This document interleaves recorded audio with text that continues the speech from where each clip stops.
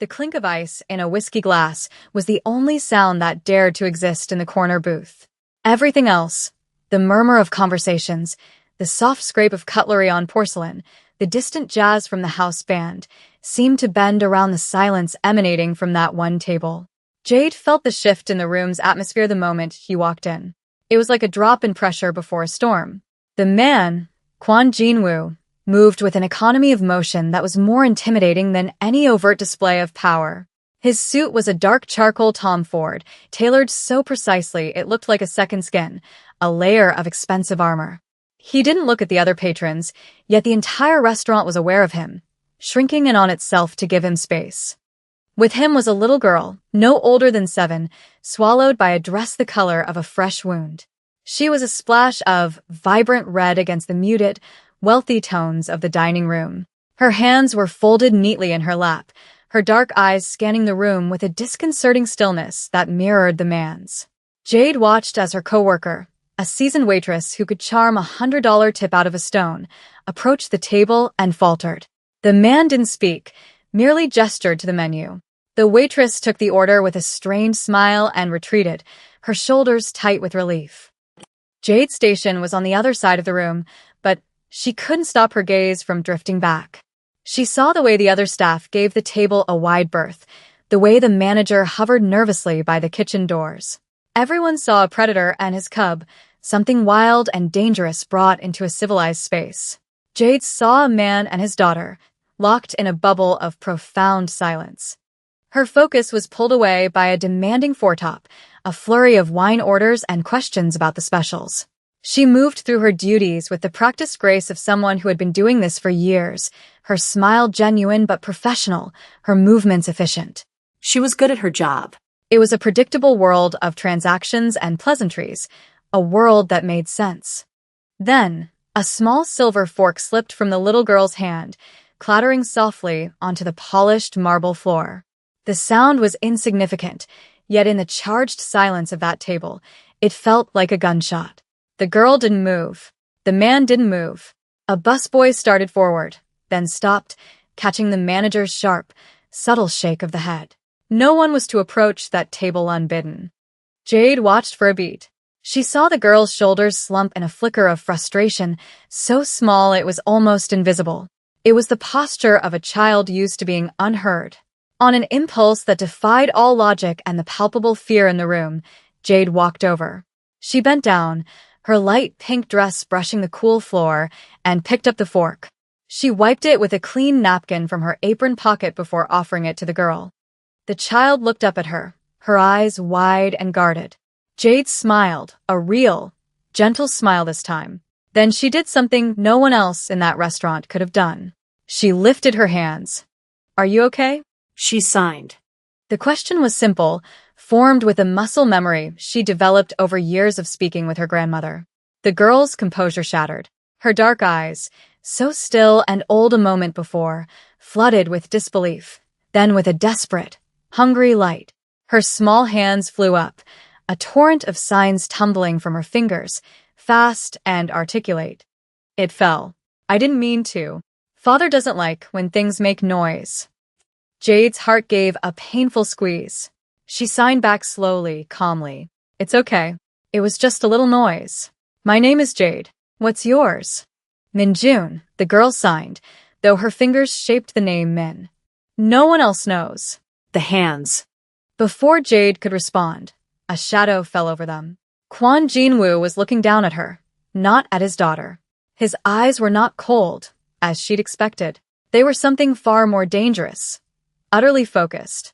They were the color of dark, bitter coffee, and they saw everything. He hadn't moved from his seat, but his presence was an absolute weight. His gaze dropped to her hands, then back to her face. He said nothing. The silence was an interrogation. That was the moment everything changed. She had breached the wall he had built around his world.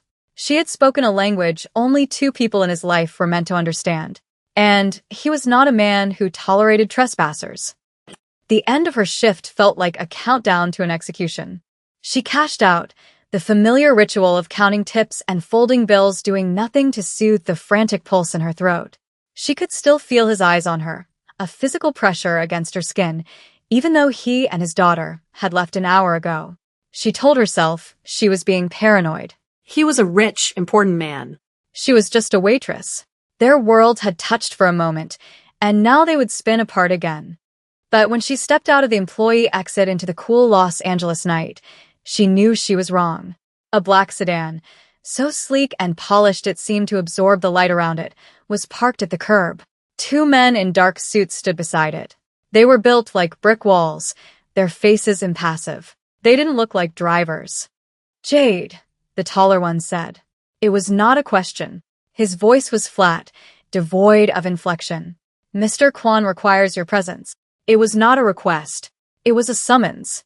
The choice to refuse was an illusion, and she knew it. Her heart hammered against her ribs, a frantic bird in a cage. This was how her ordinary life ended, not with a bang, but with a quiet, polite command she had no power to defy.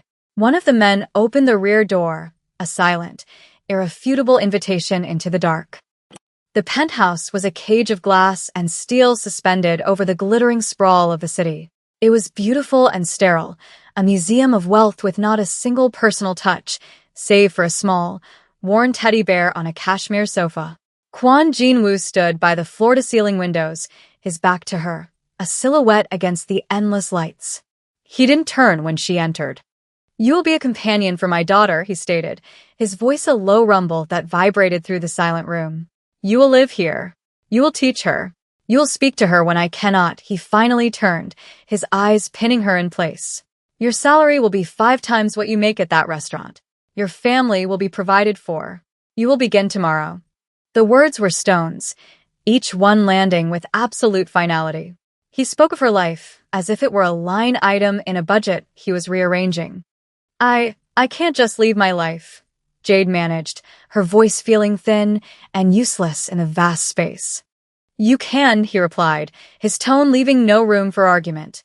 "You already have." He took a step closer. He smelled of cedar and something sharp, like smoke after a fire has been extinguished. "Min has not communicated with anyone but me since her mother died." A year of silence. Until you. That was the hook. Not the money, not the threat that hummed beneath his every word, but the image of that little girl in the red dress, her hands desperate to be understood. His wound was his daughter. Jade saw it in the flicker of something raw in his eyes when he said the word mother. She filed that information away.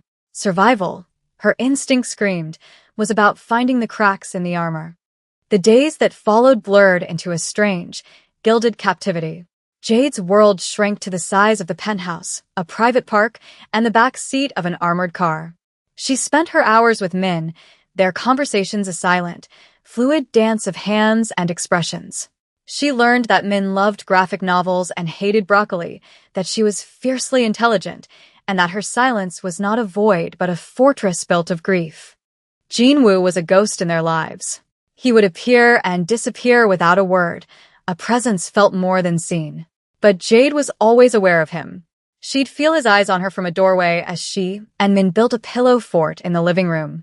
She'd catch him watching them from the security monitors in his office.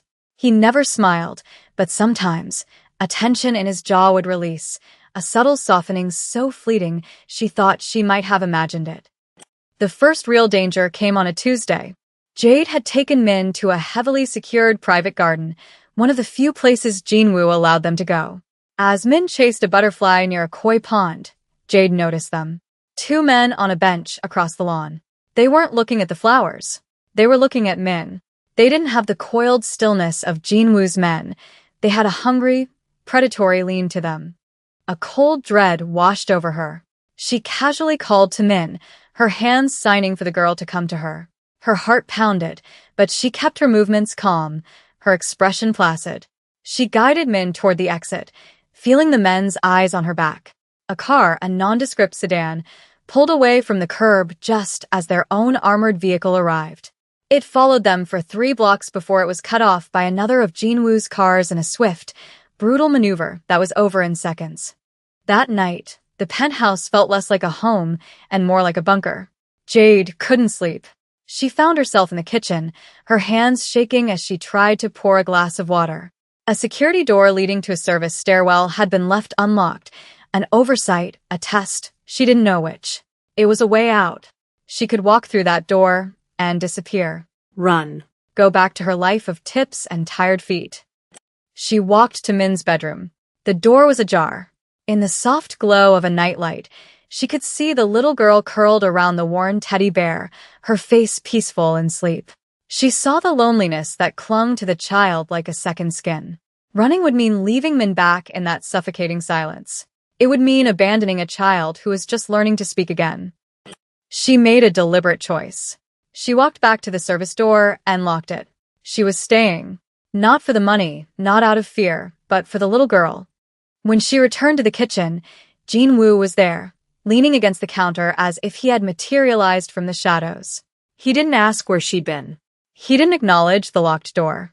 He simply pushed a steaming mug of chamomile tea across the marble island toward her. His fingers brushed hers for a fraction of a second. The contact was electric, a jolt of warmth in the cold, sterile room. It was the first act of unexpected tenderness, small and almost deniable, but it was there. He stayed while she drank the tea, the silence between them different this time. It wasn't empty. It was heavy with everything they weren't saying. Her choice to stay hung in the air, an acknowledged fact. She had looked into the abyss of his world and hadn't run. A few days later, she was on the floor with Min, teaching her the sign for constellation.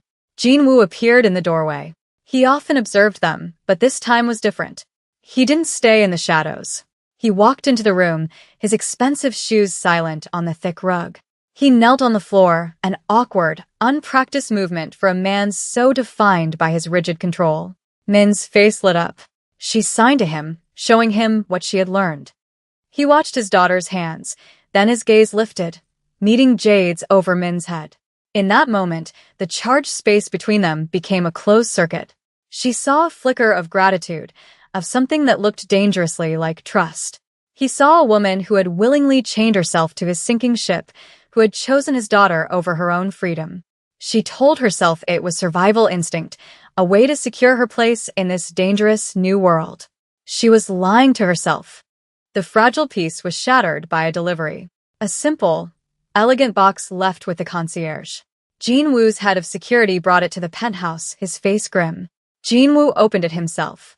Inside, nestled on a bed of black satin, was a dead sparrow and a single, perfect pink camellia. The exact shade of the dress Jade had been wearing the first night they met. It was a message from the Choi family, his rivals. A declaration. They had noticed her. They knew she was important. They had marked her as a vulnerability. The real attack came a week later. It was brutally efficient and terrifyingly public. Jade had convinced Jin-woo to let her take Min to a small, private bookstore. They were in the children's section when the chaos erupted. Two men, their faces blank, moved toward them. It happened so fast. There was no time to think. Jade reacted on pure instinct. She grabbed Min, shoving the child behind her and into a narrow stockroom, slamming the door shut. She braced her body against it, her shoulder screaming in protest as one of the men slammed his weight against the other side. She could hear shouting, the crash of shelves, the panicked screams of other patrons. She held the door, her muscles trembling, and screamed for security. Jin-woo's men were there in an instant, a whirlwind of controlled violence. The fight was short and lethal. Jin-woo arrived moments later. He stormed through the wrecked bookstore, his face a mask of such cold fury it was terrifying. His eyes found her first, huddled in the stockroom doorway, her arms wrapped around a crying Min. He saw her, trembling but unbroken, standing as the last line of defense for his daughter. Something in his perfect, icy control cracked. He knelt, pulling Min into his arms, but his eyes never left Jade's face. They took one of the men alive. Jade overheard the interrogation from the other room. The sounds were guttural, punctuated by long, terrifying silences. Later, Jin-woo's chief of security emerged, his knuckles bloody. The captured man was gone. The problem had been solved. That night, Jin-woo found her on the balcony. He was wearing a black silk shirt, the sleeves rolled up to his elbows. A deep, clean cut marred the back of his hand. He didn't say a word about the man from the bookstore. He didn't have to. "Did you hear anything earlier, Jade?" he asked, his voice quiet, almost casual. This was a test, a threshold. She could tell the truth, preserve the part of her that still belonged to the ordinary world. Or she could cross the line. She could choose his world. She looked him directly in the eye, her gaze unwavering. "I didn't hear a thing," she lied. The lie settled between them, a foundation stone for a new, darker reality. She had made herself an accomplice. She had chosen. He watched her for a long moment, then nodded slowly. He held out his injured hand. Without a word, she went inside and returned with the first aid kit. She cleaned the cut with an antiseptic wipe, her touch gentle but firm. Her fingers were steady. She wrapped the wound in clean white gauze, her movements precise.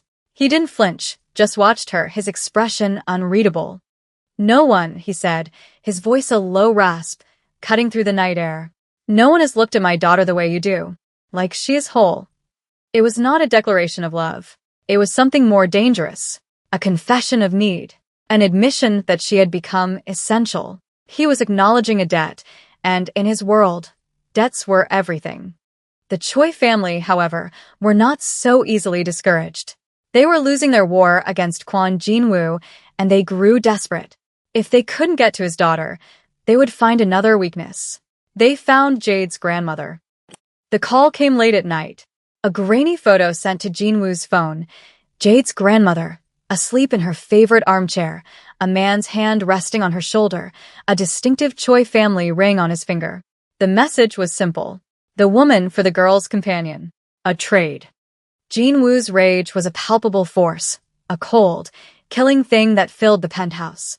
He began issuing orders, mobilizing his soldiers, preparing to burn the Choi family's territory to the ground. "No," Jade said, her voice cutting through his quiet commands.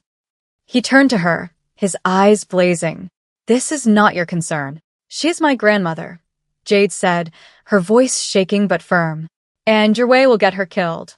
You'll go in with guns and they'll use her as a shield. You know I'm right." He stared at her, his jaw tight. "I know that neighborhood," she pressed, her mind racing, a desperate plan taking shape. "I know the back alleys, the fire escape on the building next door, the old service tunnels under the laundromat. They'll be watching the street. They won't be watching the walls." She was no longer just a waitress. She was a strategist, born of necessity. She was fighting for her family, and that made her as dangerous as he was. He listened. For the first time, he let someone else lead.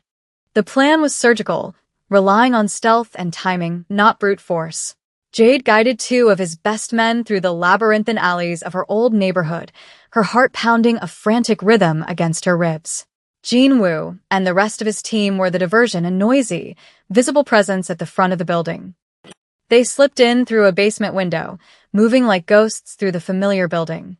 They found her grandmother in the living room, tied to a chair, two guards watching her. But the choice had made a mistake.